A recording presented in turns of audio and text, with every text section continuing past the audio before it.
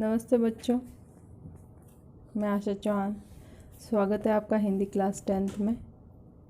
बच्चों, अपन पढ़ रहे थे आपकी पाठ्य पुस्तक कृतिका से साना साना हाथ जोड़ी।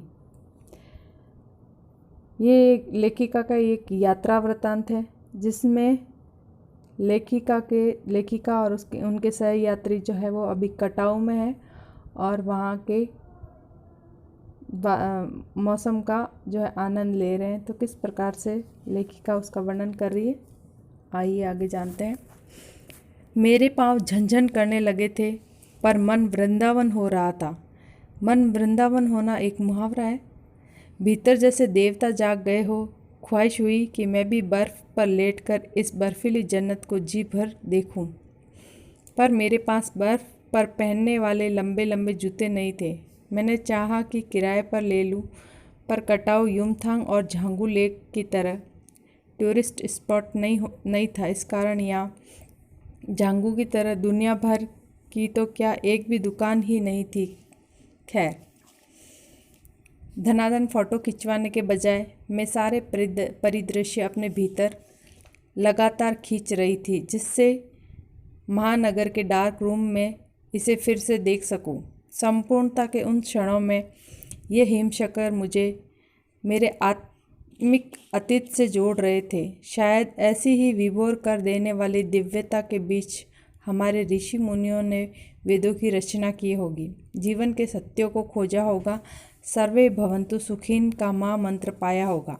अंतिम संपूर्णता का प्रतीक व सौंदर्य ऐसा कि बड़े से बड़ा अपराधी भी जिसे देख ले तो क्षणों के लिए ही सही करुणा का अवतार बुद्ध बन जाएगा। लेखिका कह रही है कि यहाँ पे कटाऊ में जो है उनके सहयात्री फ़ोटो खींचने में लगे हुए हैं, लेकिन लेखिका अपने आँखों के कैमरे से ही सारे दृश्य जो है वो अपने भीतर खींच लेना चाहती है, जिससे वो अपने नगर में जाकर के वापस उन दृश्यों को अपनी अंतरात्मा के द्वारा देख सके। लेखिका कह रही है कि वो जगह इतनी सुंदर है कि तभी इस यहाँ पे जो है ऋषि मुनियों ने वेदों की इतनी सुंदर रचना की होगी। और आगे बता रही है कि यहाँ पर बड़े से बड़ा अपराधी भी कुछ क्षणों के लिए ही सही लेकिन करुणा का अवतार बुद्ध बन जाता है। और तभी दिमाग में कौंधा कि मिल्टन ने इव की सुंदरता का वर्णन करते हुए लिखा था कि शैतान भी उसे देखकर ठगा सा रह गया था और दूसरों का अमंगल करने की वृत्ति भूल गया था। मैंने मणि से पूछा क्या उसने पढ़ी है मिल्टन की वह कविता, पर मणि उस समय किसी दूसरे ही सवालों से जूझ रही थी। एकाएक दार्शनिकों की तरह कहने लगी, ये हिमशिखर जल स्तंभ हैं पूरे एशिया के। देखो, प्रकृति भी किस नायाब ढंग से सारा इंतजाम करती है। सर्दियों में बर्फ़ के रूप में जल का संग्रह कर लेती है और फिर गर्मियों में पानी के लिए जब त्राही त्राही मचती हैं तो यही बर्फ़ की शिलाएं पिघल कर जल धारा बन हमारे सूखे कंठों की तरावट पहुंचाती है। कितनी अद्भुत व्यवस्था है जल संचय की।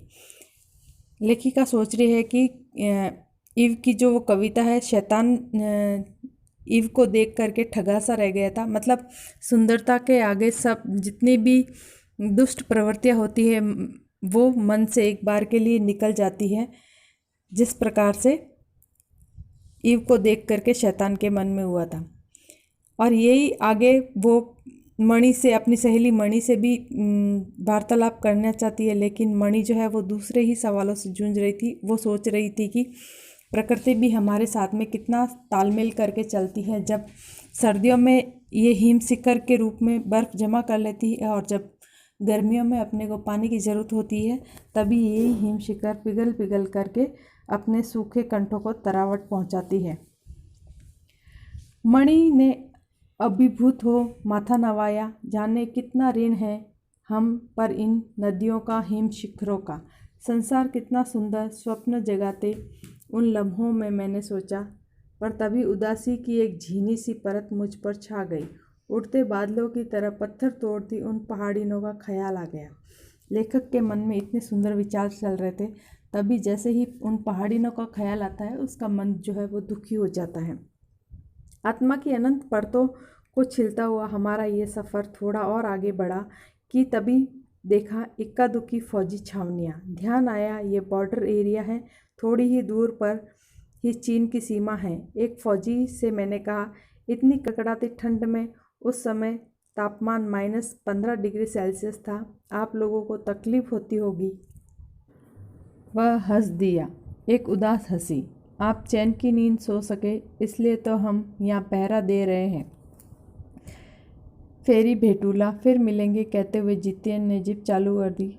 थोड़ी ही देर बाद ही फिर दिखी एक फौजी छावनी जिस पर लिखा था, we give our today for your tomorrow.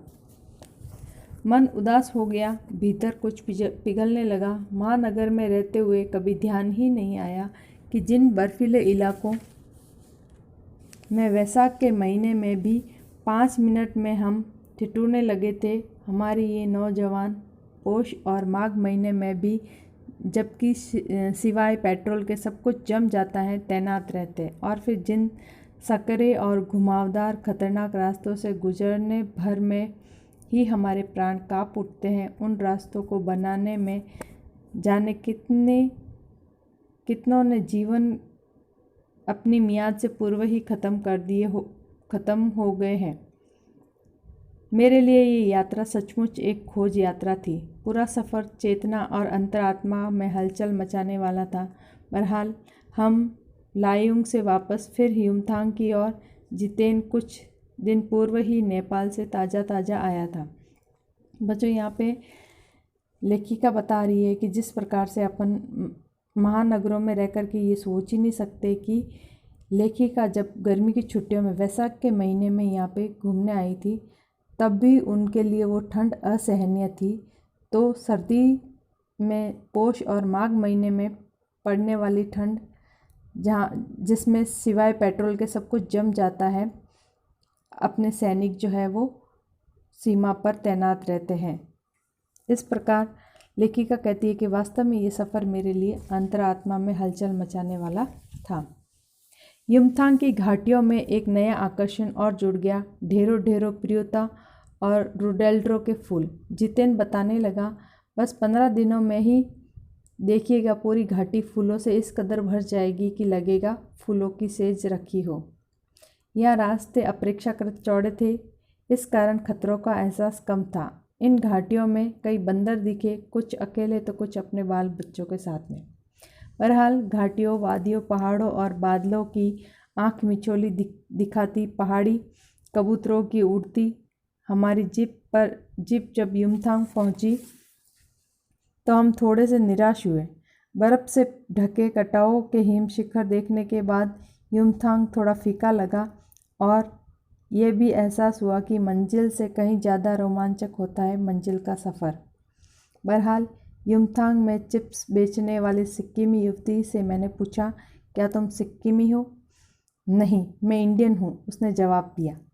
सुनकर बहुत अच्छा लगा। सिक्किम के लोग भारत में मिलकर बहुत खुश हैं। जब सिक्किम एक स्वतंत्र रजवाड़ा था तब टूरिस्ट उद्योग इतना नहीं फला फूला था। हर एक सिक्किमी भारतीय आबो हवा में इस कदर घुल मिल गया है, लगता ही नहीं कभी सिक्किम भारत में नहीं था। इस प्रकार लेखिका कह रही है कि अब लायुंग से वापस इनको युमथांग आना पड़ा, लेकिन युमथांग इतना इनको रोमांचक नहीं लगा क्योंकि इससे पहले इन्होंने कटाऊ की यात्रा की जो बहुत ही बर्फीला स्थान था, इसलिए। लेकिन फिर कहती है कि मंजिल से कहीं ज़्यादा मंजिल का सफ़र जो है वो रोमांचक होता है। आगे चलकर लेखिका को एक सिक्किमी युवती मिलती है जो चिप्स बेच रही थी। लेखिका ने उनसे पूछा कि क्या तुम इंडियन हो? तो उसने जवाब, क्या तुम सिक्किमी हो? तो उसने जवाब दिया, नहीं, मैं इंडियन हूँ। इस प्रकार लेखिका को सुनकर अच्छा लगा कि सिक्किम के लोग जो है वो भारतीय आबो हवा में मिल कर के खुश हैं और घुल मिल गए हैं। जिप में बैठने को हुए कि पहाड़ी कुत्ते ने रास्ता काटा। मणि ने बताया कि ये पहाड़ी कुत्ते हैं, भौंकते नहीं, सिर्फ चांदनी रात में ही भौंकते हैं। क्या विस्मय और अविश्वास से मैं उसे सुनती रही। क्या समुद्र की तरह कुत्तों पर भी पूर्णिमा की चांदनी कामनाओं का ज्वार भाटा जगाती है। खैर, लौटती यात्रा में जीप में भी जितेन हमें रकम रकम की जानकारी देता रहा। मैडम, यहाँ एक पत्थर है जिस पर गुरु नानक के फुटप्रिंट हैं। कहते हैं कि गुरु नानक की थाली से थोड़े चावल छिटक कर बाहर गिर गए थे। जिस जगह चावल छिटक कर गिरे थे वहाँ चावल की खेती होती है। करीब 3-4 किलोमीटर के बाद ही उसने फिर अंगुली दिखाई। मैडम, इसे खेदुम कहते हैं। ये पूरा लगभग 1 किलोमीटर का एरिया है। यहाँ देवी देवताओं का निवास है। यहाँ जो गंदगी फैलाएगा वो मर जाएगा। तुम लोग पहाड़ों पर गंदगी नहीं फैलाते? उसने जीभ निकालते हुए कहा। नहीं मैडम, पहाड़, नदी, झरने, हम इनकी पूजा करते हैं। इन्हें गंदा करेंगे तो हम मर जाएंगे। तभी गैंगटॉक इतना सुंदर है, मैंने कहा। गैंगटॉक नहीं मैम, गंगटॉक कहिए। इसका असली नाम गंगटॉक है। गंगटॉक का अर्थ है पहाड़।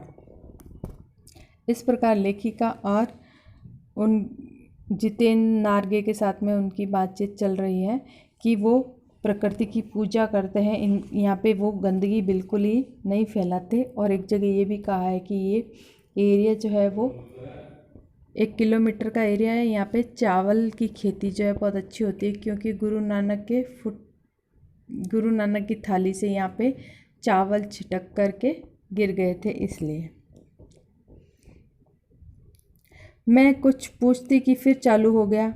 मैडम, युमथांग भी पहले टूरिस्ट स्पॉट नहीं था। ये तो सिक्किम जब भारत में मिला उसके भी कई वर्षों बाद भारतीय आर्मी के कप्तान शेखर दत्ता के दिमाग में आया कि यहाँ सिर्फ फौजी छावनियों को रख कर क्या होगा। घाटियों के बीच रास्ते निकालकर इसे टूरिस्ट स्पॉट बनाया जा सकता है। आप देखिए, अभी भी रास्ते बन रहे हैं। हाँ, रास्ते अभी भी बन रहे हैं। नए नए स्थानों की खोज अभी भी जारी है। शायद मनुष्य की इसी असमाप्त खोज का नाम सौंदर्य है। मन ही मन मैं कहती हूँ, जीप आगे बढ़ने लगती है। ठीक है बच्चों, आज के लिए इतना ही। मिलते हैं आगे। ओके।